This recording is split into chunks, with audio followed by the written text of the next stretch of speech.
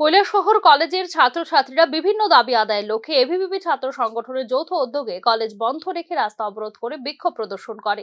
তাদের দাবি না মানা হলে আগামীকাল থেকে রাজপথ অবরোধের হুমকি দেয় ছাত্রছাত্রীদের পক্ষ থেকে।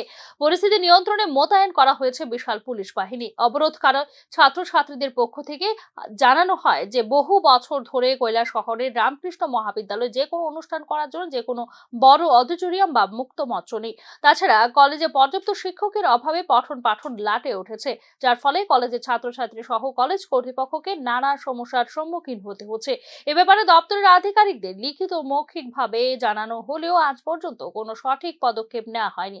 এমনকি কৈলাসহর কলেজের ৭৫তম বর্ষপূর্তি অনুষ্ঠানে রাজ্যের মুখ্যমন্ত্রী মানিক সাহার কাছেও কলেজের ছাত্রছাত্রী সহ এবিভিপি সংগঠনের পক্ষ থেকে যৌথভাবে দাবি জানানো হয়েছিল, কিন্তু এখনো পর্যন্ত কোনো ধরনের পদক্ষেপ না নেওয়ায় কলেজের ছাত্রছাত্রী ও এবিভিপি সংগঠনের নেতৃত্বরা সম্মিলিতভাবে বৃহস্পতিবার কলেজের সামনে পথ অবরোধে নামে। এর নেতৃত্বে ছিলেন এবিভিপি সংগঠনের কৈলাসহর নগর পঞ্চায়েতের সম্পাদক অভিষেক গোপ, ঊনকোটি জেলার জেলা সংযোজক আয়ুষ দেব, ছাত্রনেতা দীপাঞ্জন ভট্টাচার্য সহ অন্যান্যরা। অবরোধকারীরা জানান, দাবি বাস্তবায়িত না হওয়া পর্যন্ত আন্দোলন চলতে থাকবে।